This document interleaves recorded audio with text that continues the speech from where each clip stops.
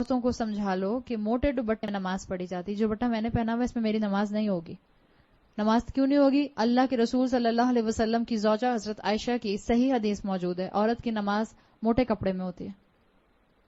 آپ کا نماز کا ایک الگ کپڑا ہونا چاہیے. میں اس کپڑے میں, اس دوپٹے میں نماز نہیں پڑھ سکتی ہوں, نماز نہیں ہوگی. پھر اگر میری سلیوز یہاں تک چڑھی ہوئی ہیں اور میری رسٹ کھلی ہوئی ہے, میری نماز نہیں ہوگی. میری نماز کے لیے میرا سطر پورا کور ہونا, کور ہونے کا مطلب ریپ ہونا نہیں ہے. دیر is a difference between rape ہونا اور کور ہونا. ریپ والا نہیں, میوزک والا ریپ نہیں, ڈبلیو والا ریپ.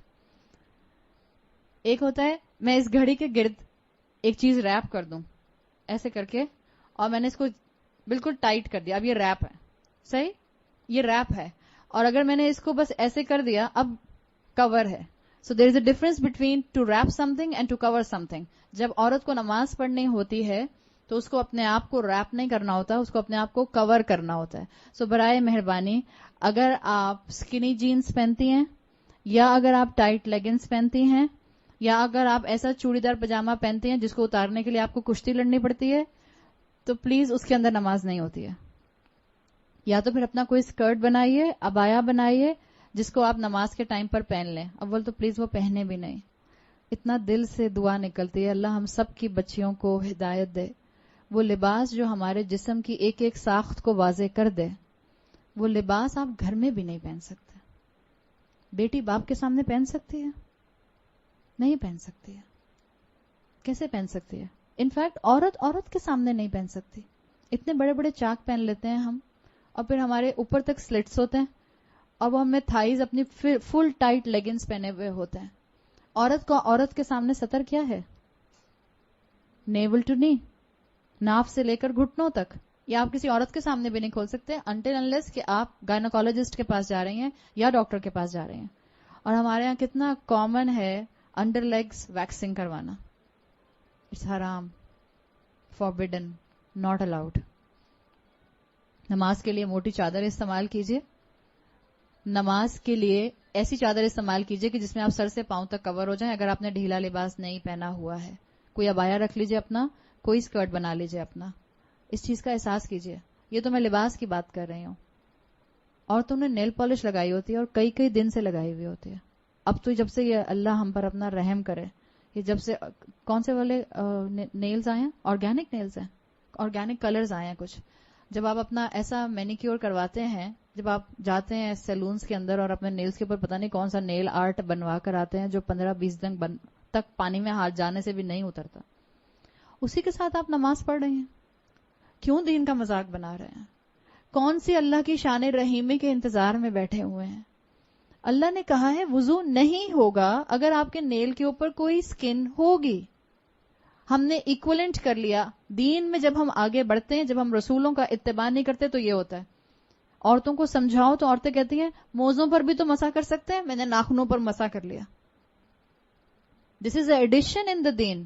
اللہ کے رسول نے سکھایا کہ اپنے ناخنوں کا مسح کر لینا. جس چیز, یہ بالکل وہی چیز ہے جس کا ہم نے ذکر کیا تھا. کسی بھی مزار پر جا کر کسی سیمنٹ کے سامنے اس کو بوسا دیں گے تو شرک. حرم میں جا کر حجر اسود کو بوسا دیں گے تو عین عبادت. موزوں پر مسح کرنے کا رسول اللہ صلی اللہ علیہ وسلم نے بتا دیا, الاؤڈ. نیلز کے اوپر نیل پالش لگا کر مسح کرنے کا نہیں بتایا, ناٹ الاؤڈ. مت آئیں ان دھوکوں میں, یہ پینیٹریٹڈ ہے, یہ آکسیجنیٹڈ ہے, اس میں سے پانی پینیٹریٹ کر جاتا ہے. آپ نے ٹرائی کر کے دیکھا ہے؟ مسلمانوں کو بے وقوف بنانے کے لیے ساری قومیں موجود ہیں. یا تو پہلے پریکٹیکل کر کے دیکھ لیجئے. کوئی ایسی نیل پالش اب تک یہاں تک نہیں پہنچی پاکستان میں جس کو بڑے بڑے کلیم کر کے کہا گیا کہ اس میں سے پانی پینیٹریٹ ہو جاتا ہے. سیدھا سا علاج ہے, کر کے دیکھ لیجئے. میں نے تو 4 کو کر کے دیکھا, کسی میں سے بھی نہیں گیا.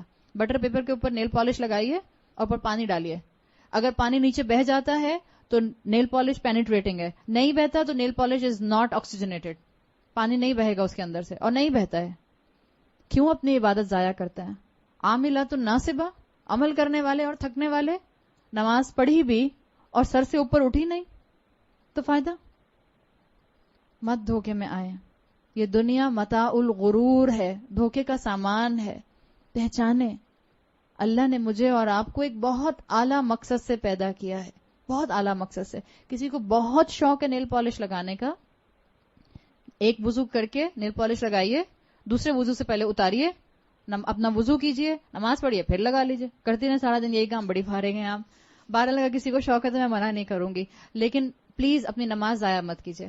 اگر آپ کو شوق ہے تو کیجیے. ایک ٹائم پہ مجھے بھی یہ شوق تھا, میں نے بہت کیا ہے.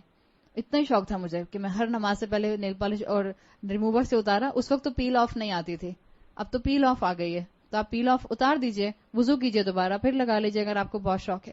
مگر آپ کا وقت یاد رکھیے گا اللہ کے ہاں حساب کے قابل ہے. اللہ پوچھے گا کہاں وقت لگایا؟ اب کہ اللہ 5 وقت نماز پڑھتی تھی اور 5 مرتبہ نیل پالش لگاتی تھی اور اتارتی تھی. اللہ کی شان رحیمی کا دھوکہ مت کھائیں پلیز. اللہ تعالیٰ نے مجھے اور آپ کو گناہوں میں انوالو ہونے کے لیے اپنے شان رحیمی کو سامنے نہیں رکھا. اللہ نے قرآن میں رحمان کا لفظ بڑی ان سخت ٹف آیات کے ساتھ رکھا ہے جہاں اللہ کا غضب نازل ہوتا ہے.